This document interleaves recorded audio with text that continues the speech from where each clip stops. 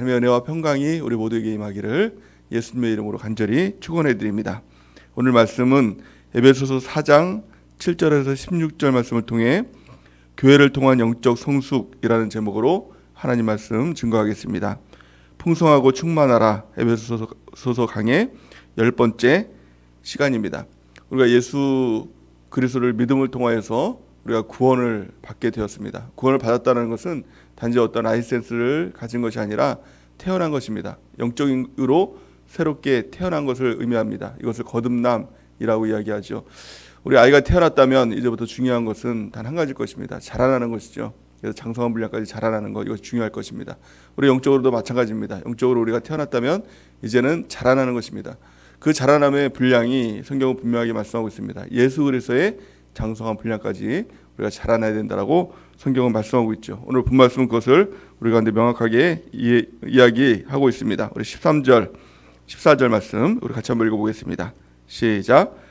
우리가 다 하나님의 아들을 믿는 것과 아는 일에 하나가 되어 온전한 사람을 이루어 그리스도의 장성한 분량이 충만한 데까지 이르리니 이는 우리가 이제부터 어린아이가 되지 아니하여 사람의 속임수와 간사한 유혹에 빠져 온갖 풍조에 밀려 요동하지 않게 하려 함이니라. 아멘. 13절 말씀 보니까 우리가 다 하나님의 아들을 믿는 것과 아는 것에 하나가 되어야 된다는 것입니다.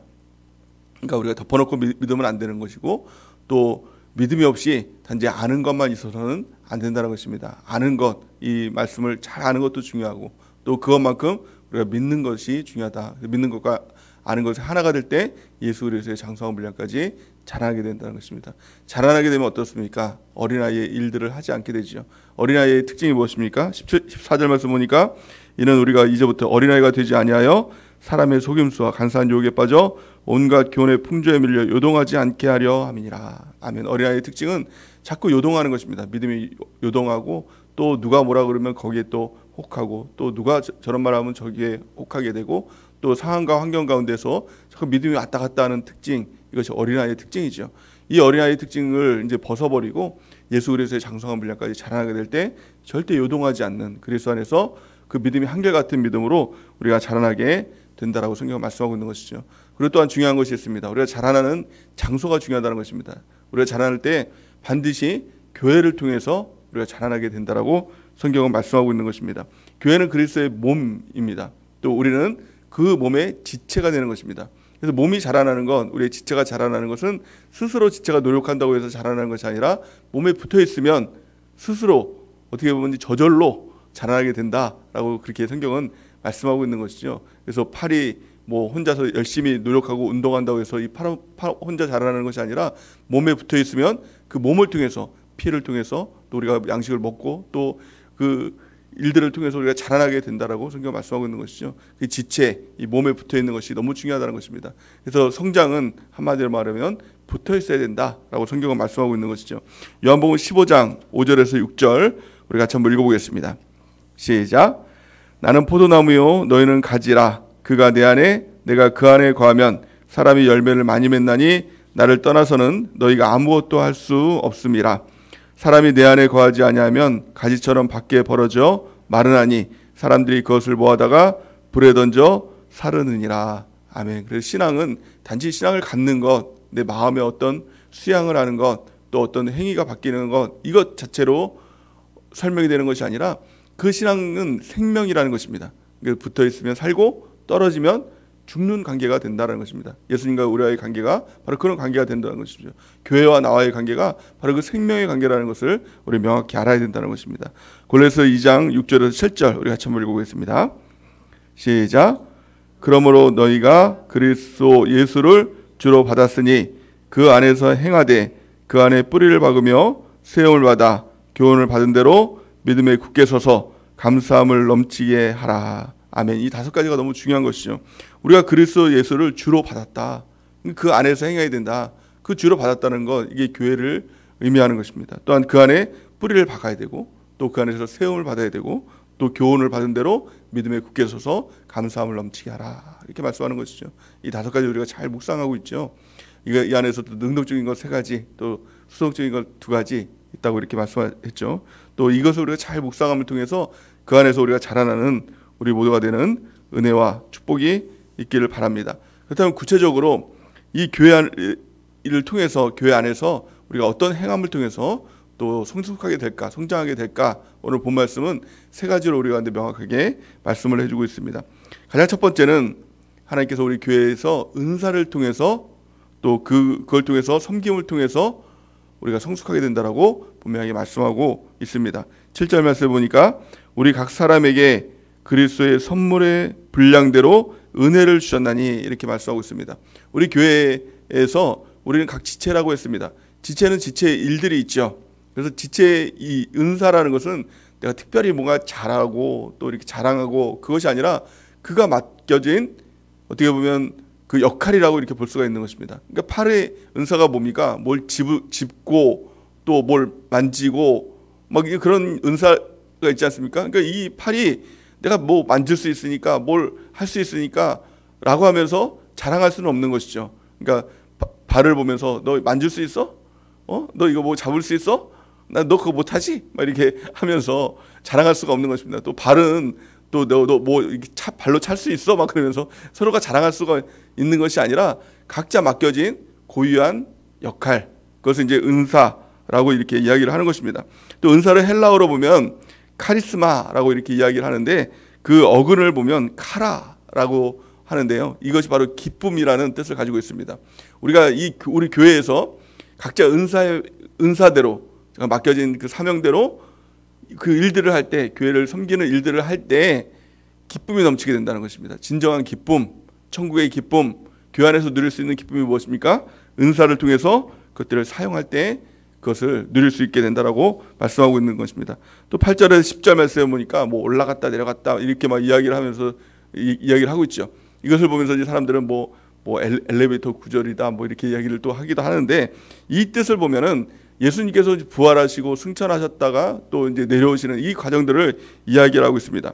또 이 일들을 통해서 궁극적으로 하시고자 하는 일들이 무엇이었냐? 10절 말씀에 보니까 내리셨던 그가 곧 모든 하늘 위에 오르신 자니 이는 만물을 충만하게 하려 하심이니라.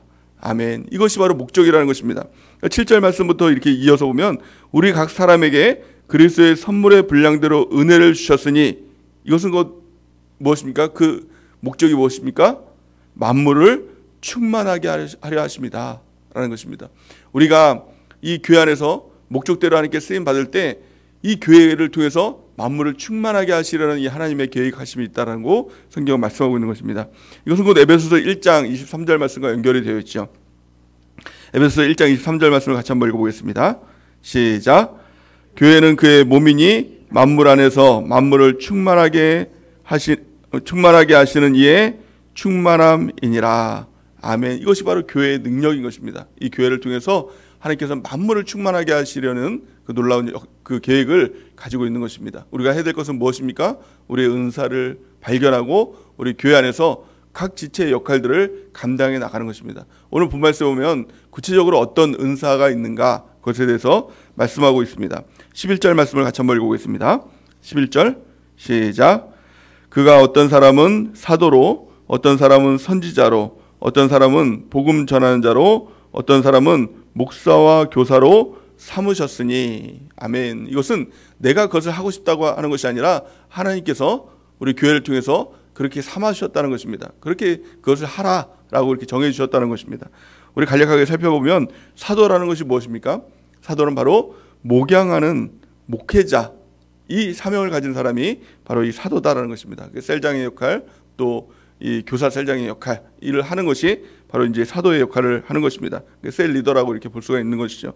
또 선지자 이렇게 얘기합니다. 선지자는 무엇입니까? 그 예언의 말씀을 선포하는, 그래서 강단을 통해서 말씀을 선포하는 자로 그렇게 삼아주셨다라는 것입니다. 또 복음 전하는 자가 무엇입니까? 복음을 전하는 것, 말 그대로 복음을 전하고 전도하는 그 사명을 주셨다는 것입니다. 이것은 우리 모든 성도들에게 주신 하나님의 은사라고 이렇게 볼 수가 있는 것입니다. 또 목사와 교사로 주셨다는 것은 잘 가르쳐 주는 것입니다. 그러니까 교회 안에서 또 이렇게 믿음이 약하고 또 지식이 약한 사람들에게 잘 설명해 주고 가르쳐 주는, 이것 또한 양육할 수 있는 그 가르침의 은사를 주셨다는 것입니다. 이것을 잘 우리가 알고 또 셀 안에서 잘 가르치고 양육하는 역할들을 하는 것입니다. 이 일들을 통해서 우리가 다른 사람을 섬길 수 있는 것이죠. 두 번째, 교회를 통해서 우리가 하나님께서 주신 또 성장하고 성숙할 수 있는 그 통로를 주신 것이 무엇입니까? 그것은 바로 섬김이라는 것입니다. 우리 12절 말씀을 같이 한번 읽어보겠습니다. 12절 시작. 이는 성도를 온전하게 하여 봉사의 일을 하게 하며, 우리 여기까지 읽겠습니다. 이는 성도를 온전하게 하며 봉사의 일을 하게 한다라는 것입니다. 우리가 은사를 사용한다라고 할 때 주의해야 될 것이 있습니다. 그 은사를 일로만 생각하는 것입니다. 그래서 자기 만족적으로 내가 일을 함을 통해서 거기서 또 느껴지는 어떤 자기 만족이 있거든요. 기쁨이 있거든요. 거기에서만 만족하면 안 된다는 것입니다. 하나님의 일은 일 자체에 있지 않습니다. 사람에게 있습니다. 그러니까 나 혼자 그 일을 통해서 만족하는 것이 아니라 그 일들을 통해 다른 사람을 섬기는 것입니다. 그 사람이 자라나도록 도와주는 역할들을 하는 것, 이것이 진정한 은사의 역할이다라는 것입니다. 다시 한번 읽어보면 이는 성도를 온전하게 하며 봉사 일을 하게 하며 이렇게 얘기합니다. 그러니까 내가 이 섬김을 통해서 또 이 은사를 사용함을 통해서 성도를 온전하게 한다. 그 사람을 온전하게 한다. 나도 온전하게 되고 그 사람도 온전하게 한다라는 뜻을 가지고 있는 것입니다. 이 온전하게 한다라는 뜻은 원어로 보면 의학적인 용어입니다. 그래서 그 뜻을 보면 뼈를 맞추어 제자리에 있게 한다라는 뜻을 가지고 있습니다. 그래서 그 회복하는 것입니다. 자꾸 우리가 신앙생활하다 보면 어긋나게 되는 것이죠. 이 어긋나게 되는 것은 뭡니까? 이 지체가 어긋나는 것은 어떤 의미를 가지고 있습니까? 이 뼈가 어긋나고 뭐 부러지고 그 상하고 이 어긋나는 것 아닙니까? 그러니까 이 은사를 사용함을 통해서 봉사일을 하게 한다는 것은 그것을 자꾸 맞춰주는 것입니다. 원래의 모습으로 회복하여 주는 것입니다. 그래서 예를 들어서 가르치고 양육한다라는 것은 그 사람에게 새로운 것을 가르쳐 주는 것이 아니라 하나님의 바른 뜻으로 그를 다시 맞춰주는 것입니다. 그게 아니고 이렇게 맞춰주는 거야 라고 이렇게 뼈를 맞춰주는 것 같이 그의 신앙을 올바르게 맞춰주는 역할을 한다라는 것을 말씀하고 있는 것입니다. 그걸 통해서 다른 사람들을 세워주고 하나님의 바른 말씀으로 잘 갈 수 있도록 뼈를 맞춰주는 역할들을 하는 것, 이것이 바로 섬김의 역할인 줄 믿습니다. 세 번째는 자신을 넘어서 공동체를 세울 줄 알아야 된다. 이를 통해서 우리가 성숙하고 성장할 수 있다라고 성경은 말씀하고 있는 것입니다. 우리 12절 말씀을 다시 한번 읽어볼까요? 12절 말씀 시작. 이는 성도를 온전하게 하여 봉사의 일을 하게 하며 그리스도의 몸을 세우려 하심이니라. 아멘. 궁극적으로는 이 목적이 무엇입니까? 그리스도의 몸을 세우려 하심이다 라는 것입니다. 우리의 이 성숙의 목적, 또 우리 교회 안에서의 생활, 이 교회의 생활의 목적이 무엇이냐면 그리스도의 몸을 세우는 것입니다. 이 세운다라는 것은 영어로 보면 빌딩이라고 얘기하죠. 이 빌딩의 반대말이 무엇입니까? 그것은 허는 것입니다. 또 파괴하는 것. 그래서 교회 안에서 허는 사람이 되면 안 된다는 것입니다. 또 파괴하는 사람이 되면 안 된다는 것입니다. 이 교회가 이렇게 세워질 때 우리는 세상에 소망이 될 수 있지 않겠습니까? 그래서 교회의 이 힘은, 능력은 세우는 것입니다. 하나로 세우는 것. 그래서 둘로 나누고 허물면 안 되고 또 이걸 파괴하면 안 된다는 것입니다. 그러면 파괴하는 사람이 누굽니까? 허는 사람이 누굽니까? 이 교회를 나누는 사람이죠. 개인주의, 이기주의, 이것은 교회의 이 적대인 것입니다. 그래서 교회 안에서 가장 깨뜨려야 될 가장 첫 번째는 개인주의이고 또 이기주의인 것입니다. 그래서 나를 희생할 줄 알아야 되고 섬길 줄 알아야 되고 나를 위한 삶이 아니라 주를 위한 삶, 또 다른 사람들을 이웃을 위한 삶을 살아갈 때 우리가 하나됨을 이루며 나가게 될 줄을 믿습니다. 그래서 16절 말씀을 보면 뭐라고 말씀하고 있습니까? 세우는 방법, 그 비결에 대해서 말씀하고 있는 것입니다. 우리 같이 한번 읽어보겠습니다. 16절 시작. 그에게서 온 몸이 각 마디를 통하여 도움을 받음으로 연결되고 결합되어 각 지체의 분량대로 역사하여 그 몸을 자라게 하며 사랑 안에서 스스로 세우느니라. 아멘. 사랑 안에서 세우는 것, 우리 교회 안에서 가장 중요한 것이 있다면 사랑이죠. 용서하고 용납하고 오래 참음의 그 사랑의 모습, 또 겸손하고 온유한 그 모습을 통해서 우리가 서로 세우는 것, 그리스도의 몸을 세우는 것이 중요하다는 것입니다. 16절 말씀을 보면 그에게서 온몸이 각 마디를 통하여 도움을 받는다라고 이렇게 얘기할 때 각 마디가 무엇입니까? 이것이 바로 셀 리더의 역할이죠. 이게 마디론이라고 얘기하지 않습니까? 그러니까 지체와 지체를 연결해주는 역할들을 하는 것, 이것이 바로 셀장 또 그 셀 리더의 역할인 것입니다. 그 마디의 도움을 받아야 된다는 것입니다. 내 스스로 세우는 것이 아니라 셀장님의 도움을 받고 또 서로 연결되고 결합되는 것, 이것이 중요한 것입니다. 그래서 각 지체의 분량대로 역사하여 그의 몸을 자라나게 하는 것. 그럴 때 우리가 성장하고 성숙해서 예수 그리스도의 장성한 분량까지 자라나게 된다는 것입니다. 이 모습, 예수 그리스도의 장성한 분량까지 자라는 모습, 이것이 천국에 합당한 모습으로 자라나게 되는 것. 이 땅에서 우리가 살아가는 이유와 목적, 천국을 위한 삶 아닙니까? 천국의 모습으로 우리가 자라나고 또 그렇게 세워지는 것입니다. 오직 교회를 통해서 우리가 서로 하나가 될 때, 서로 결합되고 그 지체의 분량대로 역사할 때 우리가 그 모습으로 자라나게 될 줄을 믿습니다. 우리의 목적은 자라남입니다. 우리 교회를 통해서 성숙하고 예수 그리스도의 장성한 분량까지 자라나는 우리 모두가 되는 은혜가 넘치기를 예수님의 이름으로 간절히 축원해 드립니다. 이제 우리 기도하며